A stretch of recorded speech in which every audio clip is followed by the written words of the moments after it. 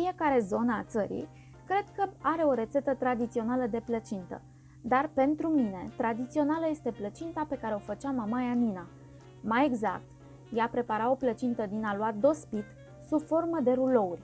Și partea cea mai frumoasă era că fiecare rulou îl umplea cu altceva. În aceeași tavă făcea plăcintă cu brânză, cu mere și cu dovleac și mulțumea dintr-un foc toată familia.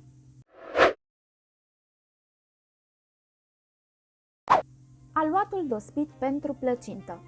Ingrediente: 600 de grame de făină plus încă puțină pentru frământat, poate fi tip 650, 480 sau 3 nule, 30 de grame de drojdie proaspătă sau 10 grame de drojdie uscată, 50-60 de grame untură de porc, poate fi înlocuită cu ulei, 5 grame de sare, 30 de grame de zahăr, 30 de grame de zahăr aromat, mai precis, am aici 2 pliculețe de zahăr vanilat și unul cu aromă de rom. Dacă folosiți esențe, în detrimentul lui, îl înlocuiți cu zahăr normal, valabil pentru orice rețetă, un ou, 350 de ml de lapte călduț, poate fi cu 3,5% grăsime sau cu 1,5%. Iar la sfârșit, după ce veți forma plăcinta, veți mai avea nevoie de încă un ou pentru uns și zahăr granulat pentru decor. Întâmplător eu am aici zahăr brun.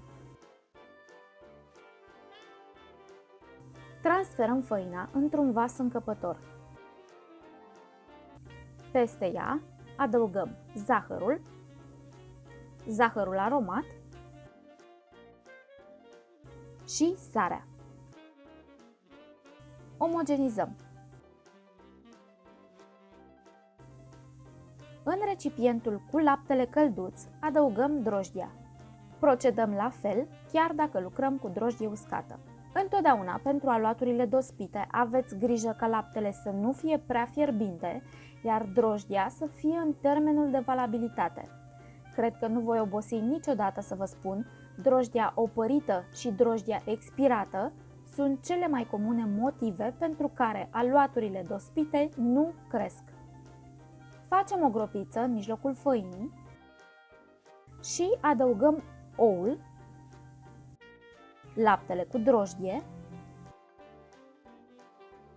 și untura topită.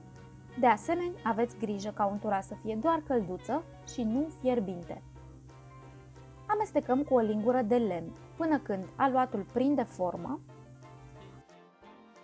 apoi îl scoatem pe masa înfăinată. Frământăm. Aluatul de plăcintă nu trebuie să fie moale, așadar adăugăm câtă făină este nevoie pentru a-l face ferm și nelipicios. În ceea ce privește timpul de frământare, am observat că oamenii tind să lucreze un astfel de aluat între 5 și 6 minute.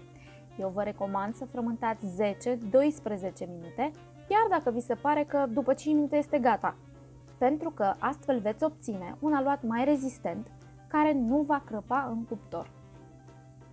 Ungeți bolul cu un strop de ulei, așezați aluatul în el, ungeți și suprafața lui cu foarte puțină grăsime, apoi acoperiți cu folie de plastic, astfel încât să fie etanș. În caz contrar, suprafața aluatului se poate usca. Lăsați la dospit, la loc cald, până când își triplează volumul. Poate dura o oră și jumătate, în funcție de cât de cald aveți în bucătărie. Cât timp aluatul dospește, vă puteți ocupa de umpluturile de brânză și de mere. Cea de dovleac, ideal ar fi să o faceți înainte să vă apucați de plăcintă. Să le luăm pe rând. Umplutură de brânză pentru plăcintă. Ingrediente: 250 de grame de brânză de vaci cu un conținut mare de grăsime, 50 de grame de zahăr, 30 de grame de zahăr aromat, adică 2 pliculețe zahăr vanilat și unul cu aromă de rom, 2 gălbenușuri, aproximativ 50 de grame de griș, o lingură de coajă de lămâie de la o lămâie netratată și 50 de grame de stafide. Brânza de vaci trebuie mai întâi scursă foarte bine de zer. V-am arătat cum se face la rețeta de papanași moldovenești. O puneți într-o pânză perfect curată și o presați până când vedeți că nu mai iese niciun fel de lichid. Brânza poate avea mult zer, ceea ce va rezulta într-o umplutură mult prea moale. Peste ea adăugăm zahărul aromat, gălbenușurile. În loc de un ou vă recomand 2 gălbenușuri, pentru că albușul are o umiditate mare și face umplutura moale, coajă de lămâie, grișul și stafidele. Obținem aproximativ 400 de grame de umplutură pe care o lăsăm în bucătărie la cald. Trebuie să fie la temperatura camerei când o punem în aluat. Umplutură de mere pentru plăcintă. Ingrediente: între 650 și 700 de grame de mere dulce acrișoare, 40 de grame de zahăr, 30 de grame de zahăr vanilat, adică 4 pliculețe, 50 de grame de unt cu minim 80% grăsime, o linguriță plină de scorțișoară măcinată și o linguriță plină de coajă de lămâie. Dăm merele pe răzătoarea cu ochiuri mari. Merele ar trebui să fie dulce acrișoare. Dacă nu sunt, le puteți adăuga puțină zeamă de lămâie. Punem untul la topit. Apoi adăugăm merele. Deasupra adăugăm zahărul și amestecăm. Trebuie să călim merele până când nu mai au zeamă. Aproape de sfârșit, punem zahărul vanilat, coaja de lămâie și scorțișoara.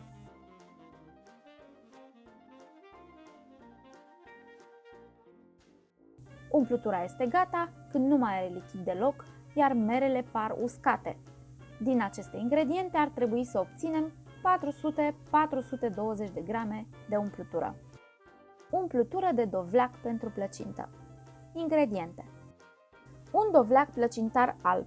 Al meu are 4,5 kg. Apoi, pentru fiecare kilogram de pulpă de dovleac avem nevoie de 150 de grame de zahăr, 30 de grame de zahăr vanilat, adică 4 pliculețe, 50 de grame de unt cu minim 80% grăsime, 30-35 ml zeamă de lămâie, un vârf de linguriță de sare și, opțional, 60 de ml de rom. Mă refer aici la băutura alcoolică. Vă recomand dovleacul plăcintar alb.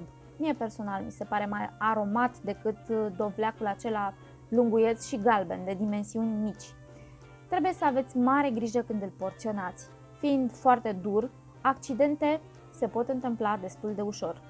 Umplutura de dovleac, din păcate, trebuie făcută din timp, deoarece durează. Sfatul meu este să o pregătiți cu o zi înainte și să faceți mai multă dacă tot vă apucați de treabă. Astfel munciți o dată pentru mai multe plăcinte cu dovleac. Cel mai ușor îl veți curăța de coajă cu această unealtă, care se numește decojitor de legume sau cuțit econom. Dați bucățile pe răzătoarea cu ochiuri mari. Eu am obținut aici aproximativ 3 kg de dovleac ras, așa că voi tripla toate cantitățile descrise la ingrediente.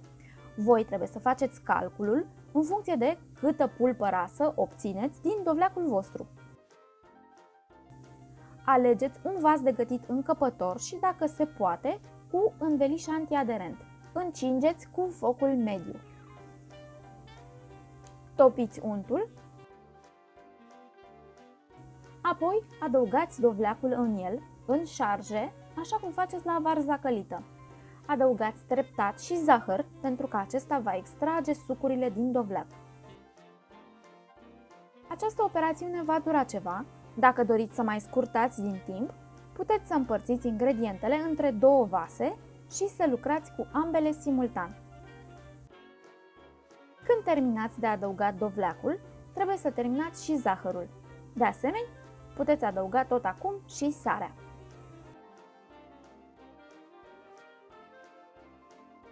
Următorul ingredient este romul. Se poate înlocui cu coniac sau vin ars. Nu trebuie să vă faceți griji, tot alcoolul se va evapora în timpul gătirii, Dar, dacă nu aveți sau nu doriți să-l folosiți, pur și simplu omiteți-l. Un alt ingredient foarte important este zeama de lămâie. Pentru un gust echilibrat, e nevoie de un pic de aciditate. Cum dovleacul nu are deloc așa ceva, trebuie să-l ajutăm noi. Acum, tot ce trebuie să facem este să lăsăm dovleacul la călit cu focul cât se poate de mic, până când scade în volum și devine o pastă. Spre sfârșit, adăugăm zahărul vanilat. Nu-l punem de la început, deoarece vanilina este volatilă și se pierde în timpul unei gătiri atât de îndelungate. Toată călirea durează cam 3 ore pentru 3 kg de dovleac, dar efortul investit este minim. Vă puteți ocupa între timp de o sumedenie de alte treburi. Acum este gata. Umplutura a devenit o pastă destul de consistentă și mai închisă la culoare. Asta și vrem. Cu cât pasta e mai scăzută și mai concentrată, cu atât va fi mai cremoasă și mai gustoasă. O lăsăm să se răcească, apoi o porționăm în pungi pentru congelator. Eu am făcut porții de 400 de grame de produs, în afară de ultima, aici sunt doar 200 de grame. Și, bineînțeles, mi-am oprit aici în castron 400 de grame, pentru că de atât am nevoie pentru un rulou de plăcintă. După ce aluatul a dospit și arată așa, se poate desumfla și lucra cu el conform rețetei voastre.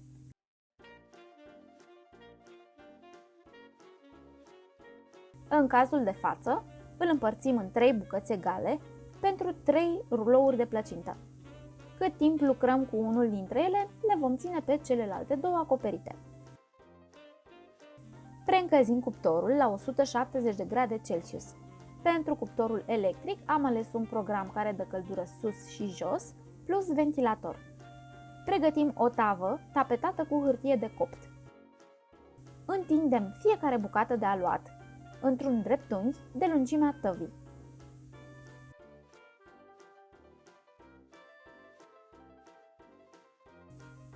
Întindem și umplutura cât mai uniform cu putință.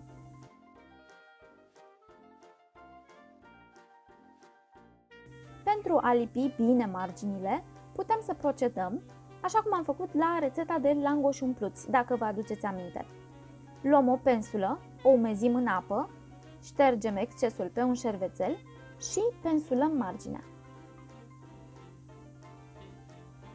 Rulăm strâns.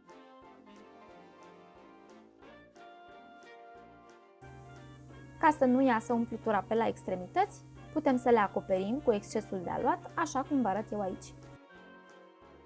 Transferăm în tavă și acoperim cu folie de plastic, altfel se usucă suprafața aluatului. Procedăm la fel pentru ruloul cu umplutura de mere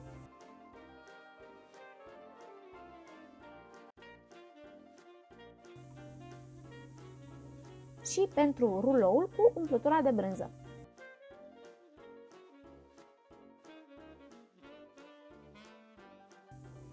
Le acoperim cu folie de plastic și le lăsăm la dospit aproximativ 40 de minute sau cât este nevoie, ca să arate așa.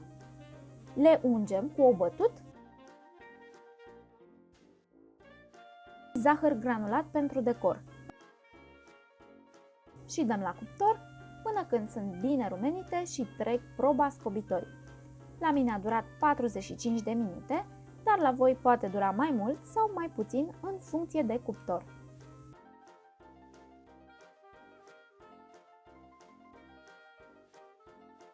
Așa arată când sunt gata și, credeți-mă pe cuvânt, miros extraordinar.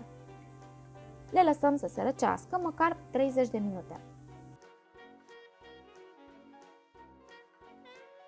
Să vedem cum arată înăuntru.